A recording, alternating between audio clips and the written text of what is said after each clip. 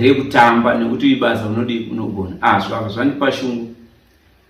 Zvadaro manje zvainetsa kuti tiwane mari kuya kwakamusena nhamo ichiro ndopa ndakazobva ndikaenda kuGokwe kwandakambogara ndikabva kuHarare ndikadzokera.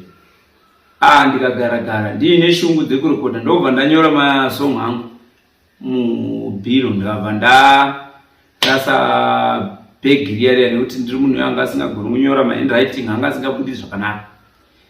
Ndagara ndazoenda kuBulawayo ndatoroora ndatove nemhuri ndave kuBulawayo ndopa ndakasangana nemukoma wangu wakanditi ini ndinomborekodha kwandinorekodha kwaDenmark izvo mukoma uya ainyepa ndikabva ndati handei tinorekodha saka taita zvekunamata tichifamba tikabva tawana mari yatakawana yaita $30 tikati handei tinobhadhara tirekodhe. Mukoma wangu ndobva vanzvenga saka paya tairekodha kuti tiimbe yanga yave